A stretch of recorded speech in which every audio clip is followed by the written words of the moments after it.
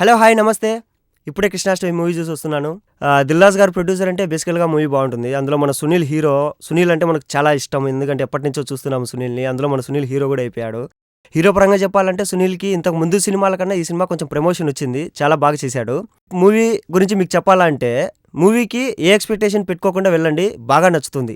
Movie కథ ఏంటో ఆ కథ వరకు బాగా తీశారు. మనం అది ఇది అని ఎక్స్‌పెక్టేషన్ పెట్టుకుంటే మాత్రము ఆ కథ చెప్పలేము. ఇంకోటి కథ పరంగా వచ్చామంటే వేరే దేశంలో మన సునీల్ వీడియో గేమ్స్ అవి డిజైన్ చేస్తూ ఉంటాడు. సునీల్ ఫ్యామిలీ కూడా అక్కడే ఉంటుంది. కానీ సునీల్‌కి ఇండియా రావాలని చాలా ఇంట్రెస్ట్.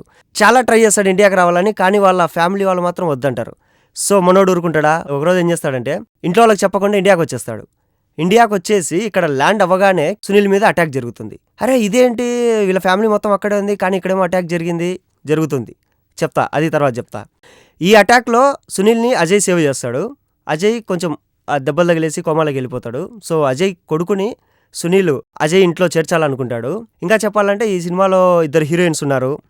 బాగా చేశారు. సాంగ్స్ మొత్తం అంతా బాగా చేశారు. 'దిల్ రాజు' ప్రొడక్షన్ అంటే బేసికల్‌గా చాలా బాగుంటుంది. ఇండియాకి వచ్చిన తర్వాత తన మీద జరిగిన అటాక్ ఏంటి? ఎవడు చేశాడు? అసలు ఎందుకు చేశారు? ఇవి సినిమాలో మెయిన్ అంశాలు. వీటన్నిటికీ ఆన్సర్ నేను చెప్పకూడదు. ఎందుకంటే మీరు సినిమా చూసి తెలుసుకోండి. మొత్తానికి చెప్పాలంటే హీరోగా సునీల్‌కి ఇదొక ప్రమోషన్. అంటే ఇంతకుముందు సినిమాలో చేసిన హీరో కన్నా ఈ సినిమాలో హీరోగా చేయడానికి ఒక స్టెప్ ఎదిగాడు. ఇది 'కృష్ణాష్టమి' మీద నేను ఇచ్చే రివ్యూ. సో తప్పక చూడండి. ఎక్స్‌పెక్టేషన్స్ పెట్టుకోకూడదు. మూవీని మూవీలాగే చూడండి.